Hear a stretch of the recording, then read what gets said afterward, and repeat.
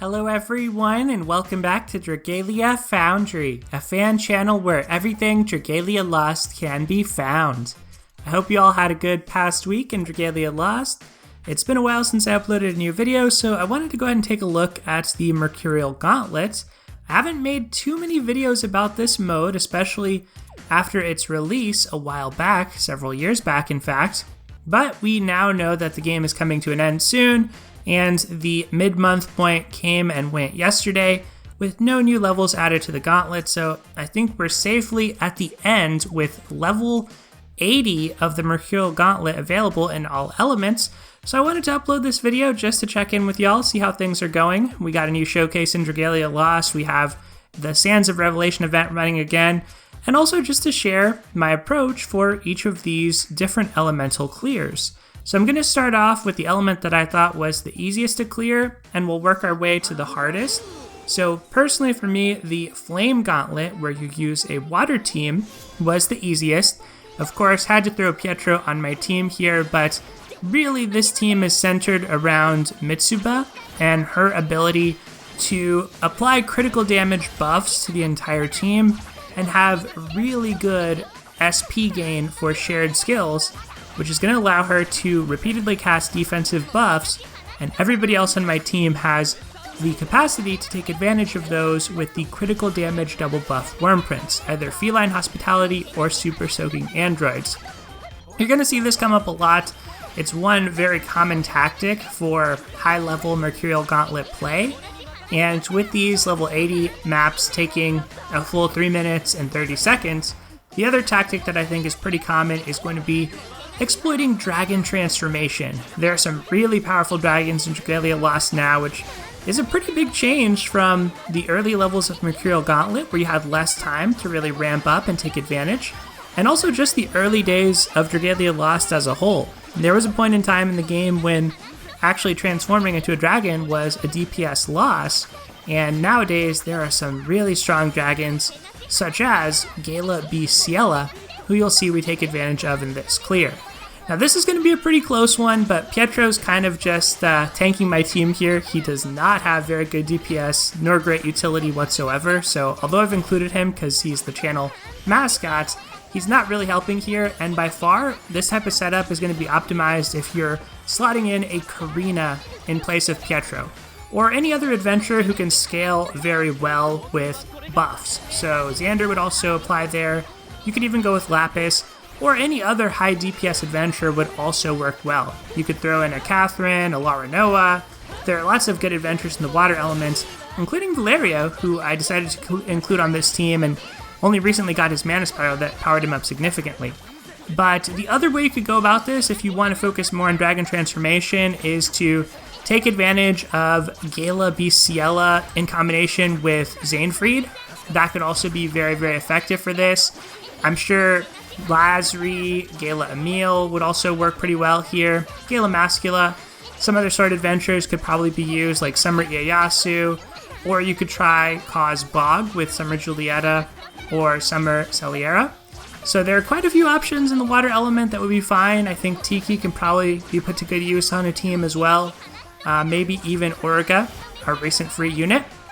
And it's only because I have kind of an underpowered character that it ends up being as close as it is.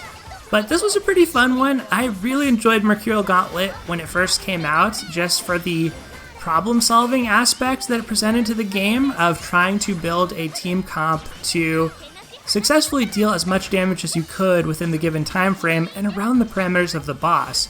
And so you'll see with these different endgame Roys that they all have different amounts of HP, they all do different amounts of damage, slightly, and so there's a little bit of notable variation.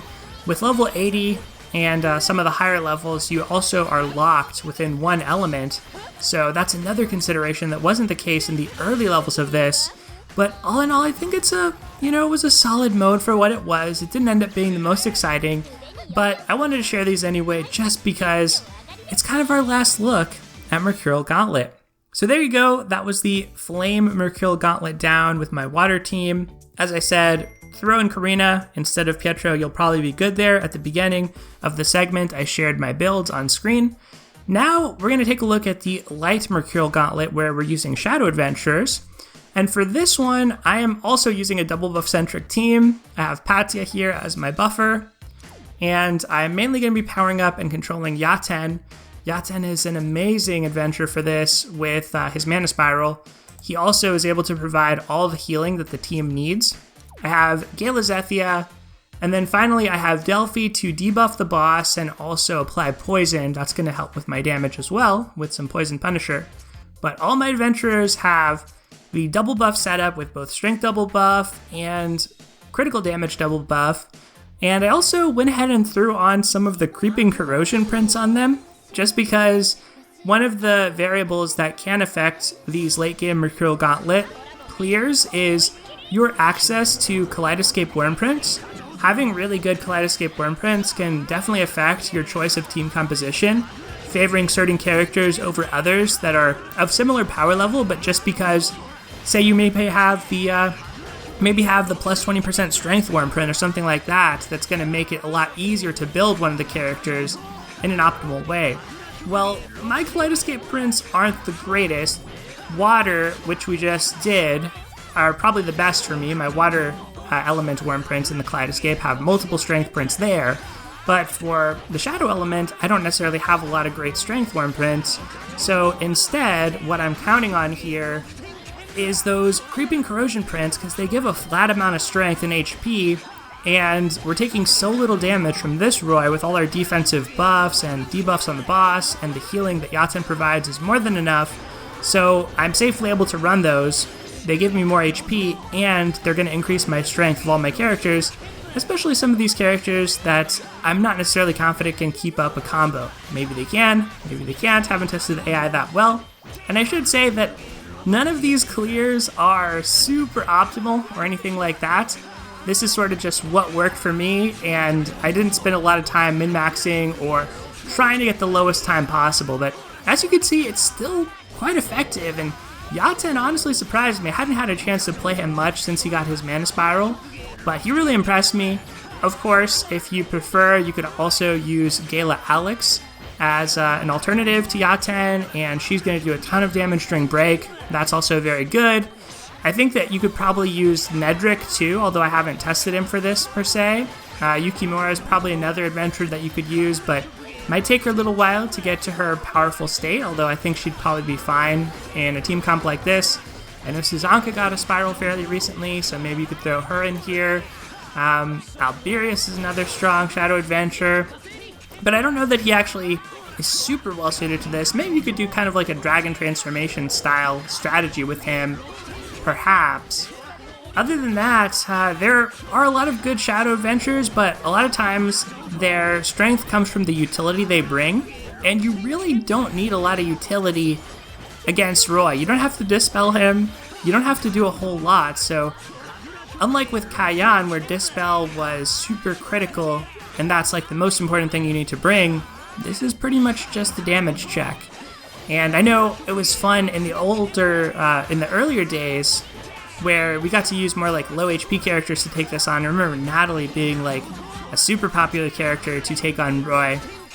I guess you could probably still try that, but I don't think she's going to be your best bet anymore as far as low HP characters go.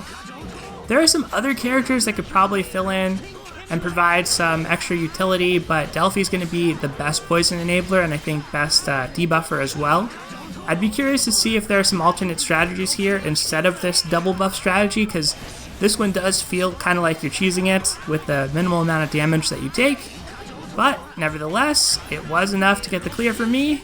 And there you can see, Roy goes down. Got to play with Yaten, got Patya in here, and Galazethia, some of my favorite units. Delphi there as well, of course. So that's the Light Mercurial Gauntlet level 80.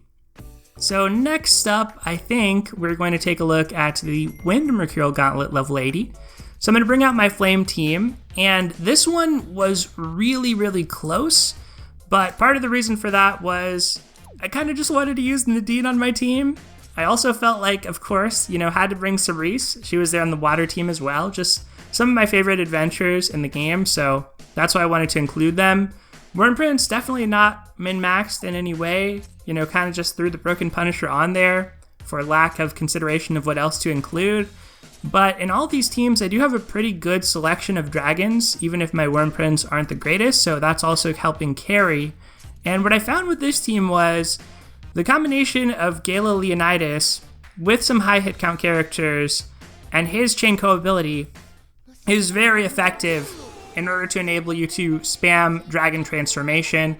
And with Mars in particular, by transforming into a dragon repeatedly, you're also getting all your skills refreshed. So I ended up doing that on Ayaha and Toha, and wasn't necessarily taking advantage of it because I just used their weapon skill and their regular skills, no real shared skills to speak of, and I used a helper skill instead to give me early access to a dragon. But it still is pretty good, and I think had I replaced Nadine with another powerful flame DPS, like I could have maybe thrown on Gala Laxi or something like that, or Sheila.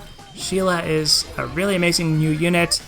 I think that would have also worked. Another approach you could take here would definitely be to incorporate Gala Mim, as she's a really strong dragon transformation character, and with 3 minutes and 30 seconds, you have plenty of time to really utilize her to her fullest. I think you could probably also use Gala Gatov for this, although I haven't made too much use of him myself. And there are, quite a variety of good flame adventurers nowadays, so I'm sure that there are others that would be effective here.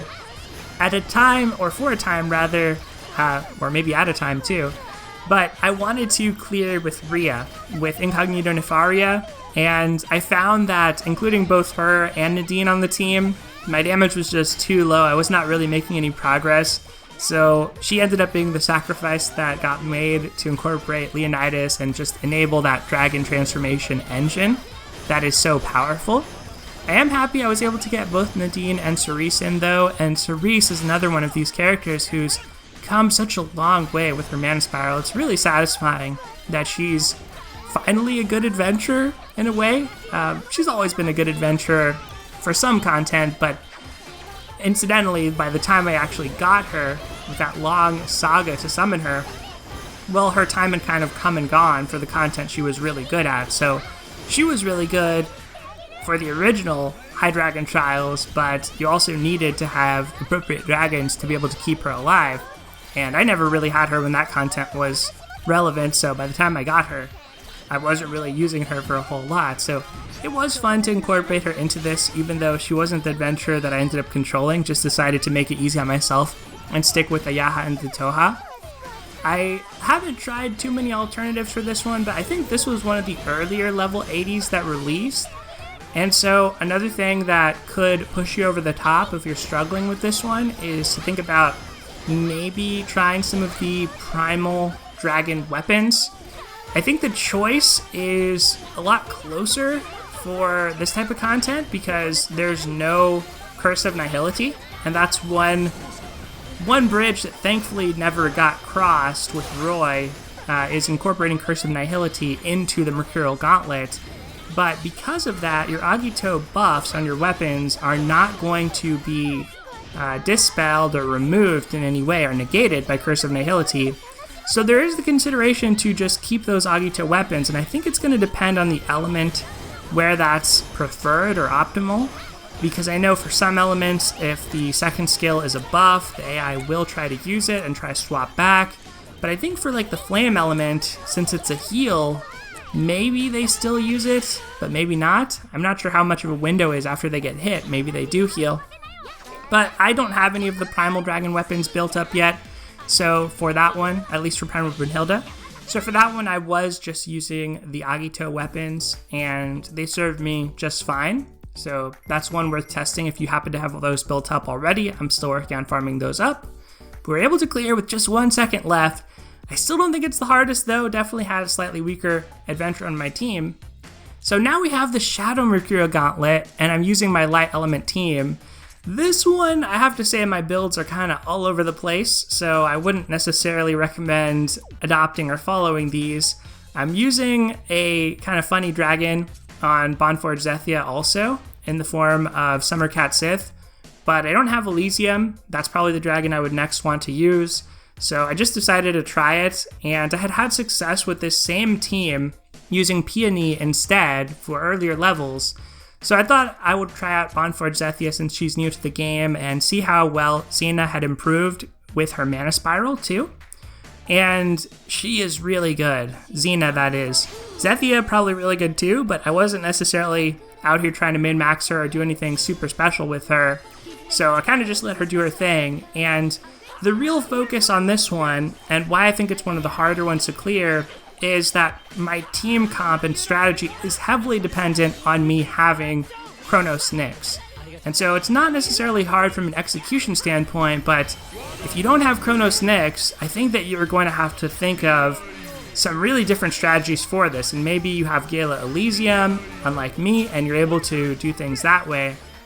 But Chronos Nyx is such a critical part of my strategy here, and just the fact that if you stand still, you can teleport through a purple clap makes Chronos Nyx really strong. You don't actually need that many dragon transformations. You can kind of just rely on a few times that you shapeshift into Chronos Nyx and get plenty of mileage just using that dragon strike and eventually using the dragon skill. I basically just wanted a helper here that would give me an immediate dragon transformation, so I ended up finding a helper who had a Gala Emil, which is going to give some strength amps to my team, and decided to go with that because they also had a Bahamut or Elysium or something on it that gave me a full shapeshift right off the bat. So I'm now going to go ahead and use my dragon skill to tank this dragon so I can start getting my next dragon ready for this next part of this fight. You can see things are going pretty well. I would say that debuff skill from Xiao Wujing, not necessarily chosen with any precision or for any reason, but just seemed like, okay, maybe this will be good, but I don't think that that was a particularly inspired or good choice or anything like that. In the light element, dragon damage is just such a strong approach. I guess you might be able to try some things with critical damage double buff, but I'm not sure, to be honest. I haven't seen anything out there like that necessarily. Other adventures that you could probably use that might be good, maybe Halloween Laxi could be good for this. I wonder how much she'd get interrupted though by the boss, but she does have a really nice chain co ability. I mentioned Peony earlier. Peony is great because of her light damage co ability, and she's also pretty good at applying buffs to your team, so that creates a nice synergy with Gala Luca, who benefits from having lots of different kinds of buffs. Other than that, I'm really not sure. Light's probably my weakest element, maybe in a sense the element that I am weakest at as far as like optimizing my play. But I think Gala Audric's the next person that comes to mind. Maybe you could use that critical damage co-ability for something good. And I also kind of really wanted to try out Kimono Knot on this team, just because I had her, but she doesn't transform her on her own, and when she does, she no longer has access to her healing, so it seemed like a little bit of a risk relative to just using Gala Xena, who has really good DPS anyway. Here, I'm pretty sure I'm going to clear. I'm just trying to be conservative, maintain my approach of using these 4 strikes. You can see I kind of walk or teleport away after each one, and you do want to be careful not to do that too quickly, because if you teleport too quickly, it will cancel the damage dealing animation part of it. And it does come down to the wire. I fire off my skill in time to make sure it gets off before the time runs out. And there you have it, with 2 seconds left, with Bonforge Zethia, Gala Xena, Gala Yuden, and Gala Luca, and of course Chronos Nyx. We clear the Shadow element, Roy. So Shadow Mercurial Gauntlet down, level 80. The last one, of course, is the Water element Mercurial Gauntlet, where we're going to use a wind team. And here's the team I used for this one. So going with the double buff strategy again, but also in combination with a little bit of dragon transformation strategy. So this is kind of like a hybrid strategy between both, because Gala Zephyr is a really good dragon to transform into that deals a ton of damage. Now the same can probably be said of Gala Beast Volk to a certain extent, but you don't get as many skills off. The same can probably be said of Bonforge Yuden if you have him, because you can get a couple uses of his skill off with his special shapeshift. But this is the team that ended up working for me the first time, and I tried experimenting with other powerful wind adventures, at least in the abstract, like Shingen, Kirsty, Victor, and was never able to really find anything quite as effective as this. Gala Ronzel was the one character I could bring in pretty comfortably on a team like this, but Gala Leaf has the advantage of being a poison enabler, which was really lacking on my team otherwise, so that's why I ended up having to use Gala Leaf here. A high DPS who's also a poison enabler, and actually he does have a special co-ability of his own to do extra damage to debuffed foes, so you're going to see just the absurdity of Gala Bird, or Gala Zephyr here, just absolutely ridiculous damage, especially with all the double buffs, critical damage double buffs, etc. on this team, and the dual Punisher to Stormlash and Poison. I really wanted to make Eleonora work somehow, and tried many times, especially once I got Bondforged Yuden, because he seemed to have such high damage potential, but I was never able to get a team that dealt enough damage with Bondforged Yuden and Eleonora on it, so if somebody out there has a strategy for clearing this with Eleonora, please let me know, but I ended up not being able to make it work and just decided to kind of move on from things. So this is the team that was most effective for me. It still ended up being very close. This Roy has a ridiculous amount of HP and also deals a lot of damage. So part of the benefit of a dragon-centric strategy here is just being able to tank these ridiculously strong claps. These claps were KOing melee characters on my team without, in comps without a lot of double buff action going on. So like Bondforged Yuden was sometimes not surviving these claps for me in the team comps I had developed, which was a true testament to how strong this Roy is. So I feel like this one is the most endgame of all the Roys, the hardest boss, but the bigger they are, the harder they fall, I guess. Maybe I'm mixing metaphors here or expressions, but you saw that break damage, which was super satisfying to pull off on this Roy, who was dealing me a world of hurt and all sorts of trouble beforehand. There was a lot more min-maxing to this one, although I will say my Leaf rotations are not particularly crisp or well-informed. I'm kind of just doing a combination of his unique standard attacks and force striking, which I don't know if that's actually optimal. But a couple of things I did optimize at the beginning were, one, I switched to Not, and I gave her the Agito